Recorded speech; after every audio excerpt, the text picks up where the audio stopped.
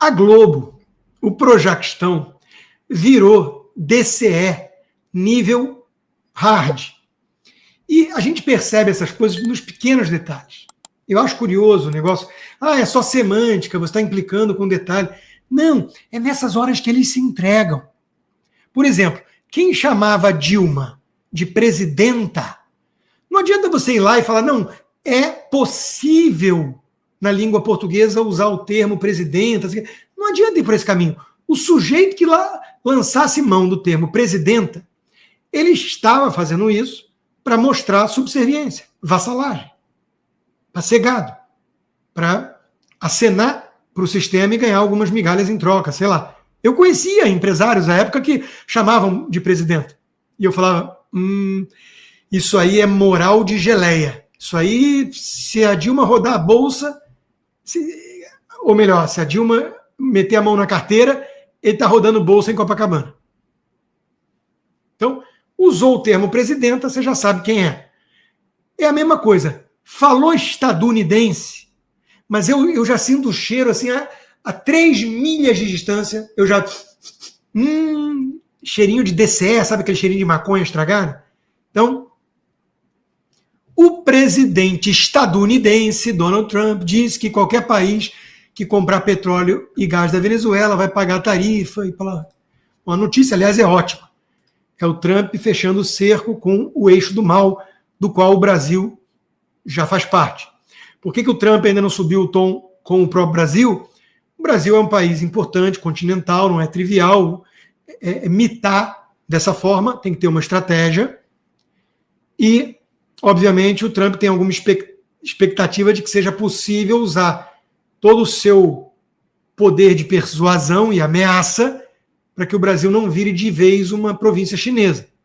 Mas, make no mistake, se o Brasil degringolar de vez nessa direção, que é a que o PT empurra, o Brasil vai sofrer sanções, o Brasil vai estar no eixo do mal para valer, com todas as consequências que isso representa. Então, está subindo o tom e a Globo, modelo DCE de vez, chamando de presidente estadunidense. Né? E o Guga? Oi, Guga, tudo certo? Tudo bem? O Guga está preocupado que dentro dos Estados Unidos o Partido Democrata sucumbiu. Não consegue mais fazer oposição para valer a essa terrível ameaça que é o populismo nacionalista autoritário do Trump, segundo ele, nos moldes da Hungria e da Turquia. E da Venezuela também, que eles colocam até a Venezuela nesse exemplo, ignorando que quem defende a Venezuela são os democratas coleguinhas do Lula. Aí, qual é o nome, ou os nomes que o Guga traz? O independente Bernie Sanders e a progressista Alexandra Ocasio-Cortez, que estão na vanguarda hoje. Guga, me ajuda a te ajudar, Guga. Me ajuda a te ajudar. A esperança do Partido Democrata são 2 comunistas imbecis que você, para adorar a pílula, chama de independente e progressista, sem aspas. Mas os republicanos são extrema-direita e blá, blá, blá. A AOC é uma progressista. Progressista. Não uma bartender imbecil que virou uma sabe-tudo, que dá aula de economia, passando por aquecimento global, clima e socialista.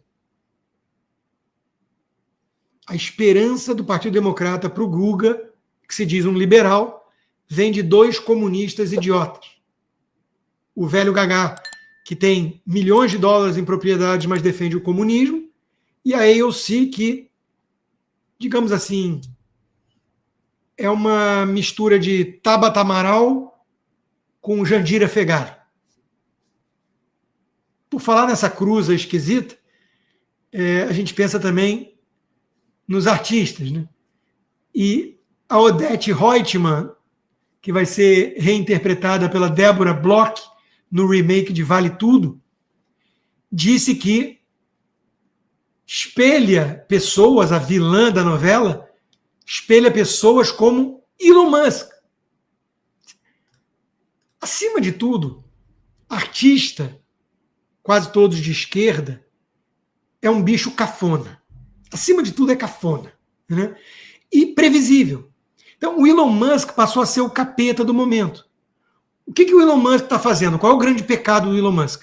Permitir liberdade de expressão na plataforma que ele comprou, que era o Twitter, e ajudar o governo americano, sem nenhum poder efetivo para ação, ajudar lançando luz, trazendo transparência nos gastos públicos. E, enquanto isso, ele vende carro elétrico, na empresa mais bem-sucedida do mundo de carro elétrico, e manda foguete para resgatar astronautas que o Biden deixou 8 meses mofando porque não queria dar crédito para o próprio Musk.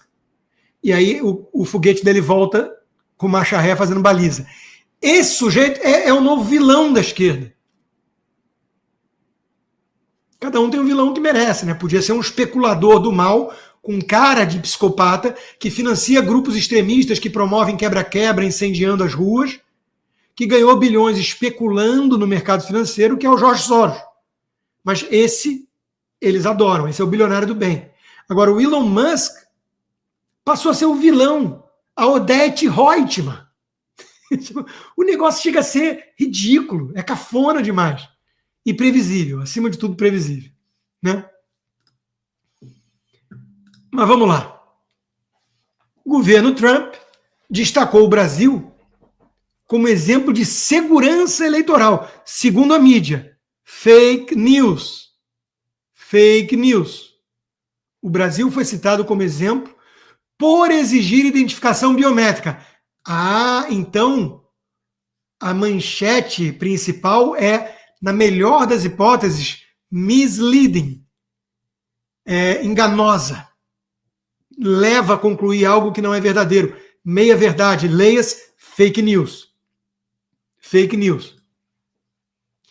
Trump muda regras para eleições federais por decreto e cita Brasil como bom exemplo. De novo, fake news. E quem embarcou nessa fake news? O próprio Alexandre de Moraes, aquele que tem um inquérito de 6 anos para cuidar de fake news e que não tem um esquerdista. Porque, como a gente sabe, esquerdista não mente, inclusive André Janones ou Felipe Neto. Esses não mentem, porque eles não estão em inquérito algum. Somente direitista, conservador, bolsonarista. Então, o Alexandre de Moraes mentiu na cara lavada. Diz que o Trump elogiou o modelo eleitoral brasileiro. O Trump, todo mundo sabe, nos Estados Unidos, até as pedras sabem. Se eu for aqui fora da minha casa e perguntar às pedras que estão ali fora, na calçada, elas vão acenar. Sim, o Trump defende voto em cédula de papel. O Trump sempre condenou urna eletrônica, que me parece uma parte relevante do tal processo eleitoral brasileiro. Aquele que só tem 2 países que adotam: Brasil e Butão. Acho que Bangladesh retirou. Claro que todo mundo sabe que Japão, França, Alemanha, Estados Unidos, Canadá não adotam o modelo brasileiro por falta de capacidade tecnológica. Porque, segundo a Justiça Eleitoral Brasileira, e isso não é piada, difícil é ser humorista no Brasil com essa concorrência, depois da roda e do fogo, a urna eletrônica brasileira é a grande invenção da humanidade. E países como o Japão e os Estados Unidos não conseguiram chegar lá por uma questão de capacidade tecnológica. O Brasil virou um circo. Então, o senhor Alexandre de Moraes mente, a imprensa vai atrás, decreto de Trump sobre eleições pode excluir direito a voto de milhões e será contestado na justiça. Opa! Então, ele elogiou o Brasil, mas agora a imprensa está caindo na real que a esquerda não gostou do que ele fez. Mas não vai aproximar do modelo brasileiro? Não. É porque a única coisa que o Trump quer, na verdade, é a biometria ou qualquer forma de identificação do eleitor. E, acreditem se quiser, a esquerda democrata e a imprensa, que são sinônimos, estão em polvorosa. Inclusive a ACLU, que é uma associação que defende esquerdismo, estão reagindo por meio da juristocracia que eles tentaram emplacar nos Estados Unidos, e o George Soros ajudou a aparelhar tudo que é justiça distrital no país. Eles vão tentar lutar contra isso no tapetão, porque eles não querem, atenção, que o eleitor seja identificado. Os argumentos são os piores possíveis. Não, mas muita gente não tem condições de ter uma identidade. Hã? E por que isso seria racismo? Vocês estão dizendo que negros não podem ter uma identidade? Eu não estou entendendo. Para mim, essa declaração é muito racista em si. Qualquer um pode ter uma ID. Qualquer um que seja cidadão. Talvez o que vocês estão no fundo dizendo é que isso vai dificultar a fraude de quem diz que é cidadão e não é. E é exatamente o que o Trump quer coibir. Quem pode ser contra só cidadão votar? Afinal de contas, quem não é cidadão não tem o direito de voto. Elementar, meu caro Watson. A esquerda se entrega em cada bandeira que eles defendem. Eles, no fundo, são contra tudo aquilo que presta. E não é preciso ser um observador muito arguto para se dar conta. A pauta deles é a pauta da implosão dos pilares da civilização. O Paulo Figueiredo postou essas imagens, lembrando de como o Trump foi encarar o seu julgamento injusto aqui, que era o caso da Storm Daniels, e ele deu dinheiro para prostituta lá, enfim, modelo, né? E comparando com uma imagem que assessores do Bolsonaro, aliados do Bolsonaro, divulgaram como se estivesse fazendo um bem para ele. Eu ainda questionei, né, se isso não seria uma estratégia num país em que muita gente acredita, né, que o brasileiro curte um coitadismo, uma vitimização, tanto que no BBB, volta e meia, ganha aquele que faz mais cara de injustiçado. Enfim, eu não sei. Eu sei que eu gostei do Bolsonaro ter ido no primeiro dia do seu julgamento. No segundo ele optou por não ir, mas fez um discurso para a imprensa num tom bom, um bom discurso, e acho que ele está acertando o tom. Ele colocou algo que a gente vai falar mais à frente, a chantagem aberta que o Alexandre de Moraes está fazendo ao Gilberto Kassab, e diz que isso é coisa de ditadura, que só alguém que não liga para a liberdade e para a democracia pode se calar diante disso. Eu gosto desse Bolsonaro. Esse é o tom de confronto. Não dá para aceitar que existe minimamente uma normalidade institucional no nosso país e que ele vai ter um julgamento sério. Ele sabe que não vai ter, ele deveria saber que ele vai ser condenado e preso.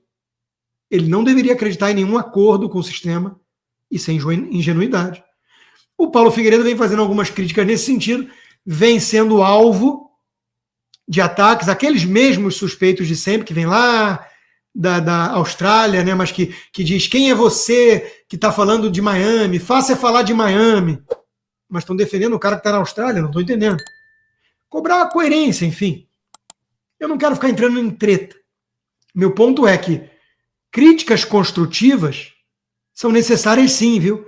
Que tem o Mário Frias e companhia que diz que não existe crítica construtiva, isso é coisa de inimigo, aí eu estou vendo o que você está querendo no fundo, você deve estar no payroll do Deltan Dallagnol, essas baboseiras. Enfim, nós estamos aqui para fazer análise independente, e o ponto que o Paulo traz com pertinência, na minha opinião, é que se o Bolsonaro fosse um estrategista brilhante, tic-tac, 72 horas, xadrez 4D, talvez ele não estivesse nessa situação. Eu reconheço, sou o primeiro a admitir, as incríveis diferenças do Brasil para os Estados Unidos.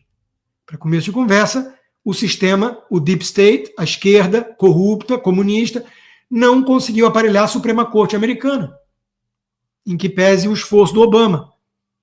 E isso fez toda a diferença do mundo.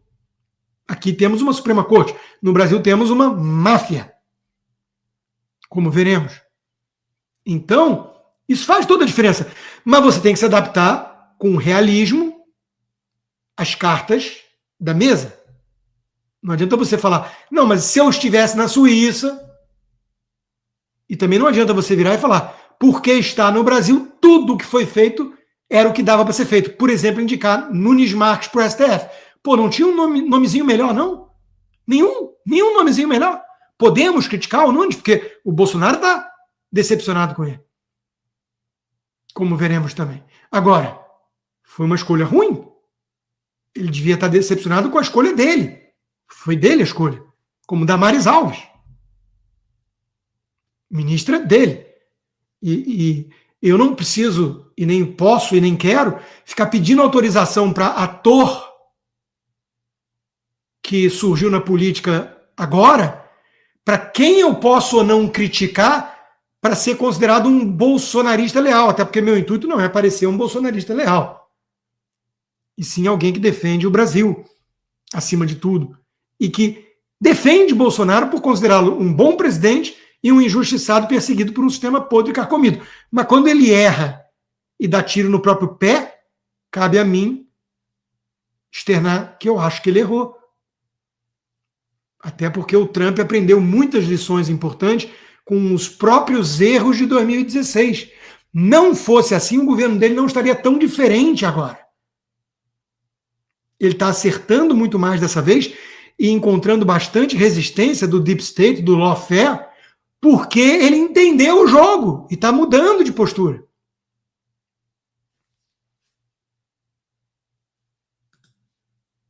E, claro, a piada pronta. Recomendo muito que sigam a página Babylon Bee.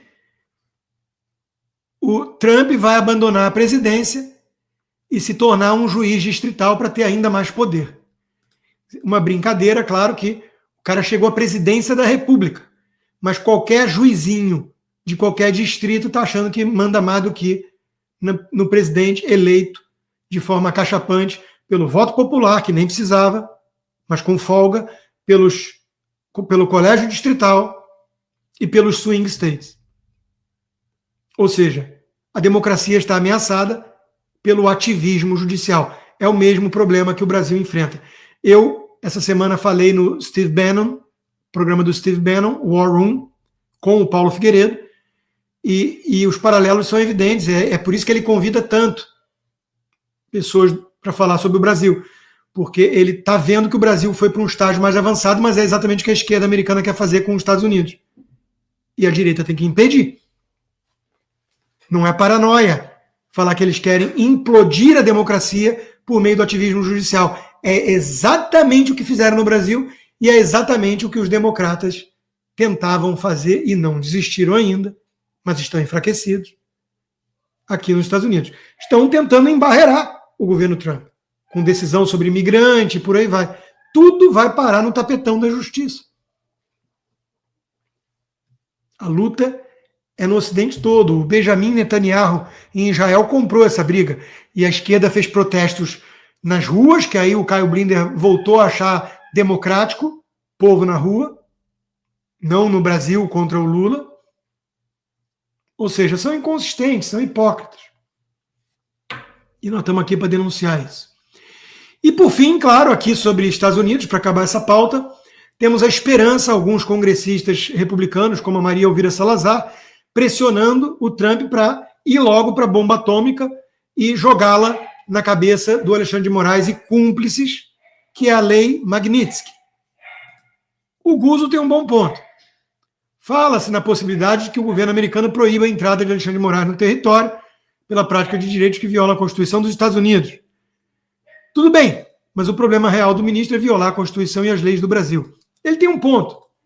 Não é só não poder entrar nos Estados Unidos. Isso é só tirar o visto.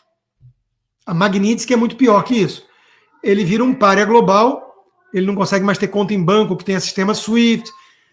Fosse tão efetiva assim a lei que já foi usada para mais de 600 casos para impedir tirania, não tinha mais tirano no mundo. É óbvio que isso não vai adiantar para frear o Alexandre. Mas isso pode servir de alerta, principalmente se não for só o Alexandre, de que o custo para o sistema brasileiro está ficando alto demais. Porque o Alexandre não tem poder num vácuo. Cadê os banqueiros? Cadê a Globo? Cadê a indústria? Cadê as empreiteiras? Os donos do poder. Então, esse pessoal é que pode começar a virar e falar: putz, grila, agora a coisa está ficando esquisita. Então, a minha esperança da Magnitsky, além de eu ver com um sentido de justiça o Alexandre de Moraes passar por isso, com bons olhos, né? Ele precisa, ele merece, ele deve passar por isso, eu acho que tem um fator pedagógico importante. Mas não é uma bala de prata, não é uma solução mágica. E o Guzzo tem um ponto. É o Brasil que vai ter que fazer alguma coisa. E é aí que mora o perigo. E é aí que a gente fica meio sem esperança. Ela é a última que morre, mas a gente olha meio desanimado e fala: ok. Você precisa assistir o melhor canal de notícias do Brasil. O programa que fala de tudo, que deixa você informado sobre tudo o que acontece no Brasil e no mundo. Ao vivo, todos os dias, no YouTube. Clique aqui e se inscreva.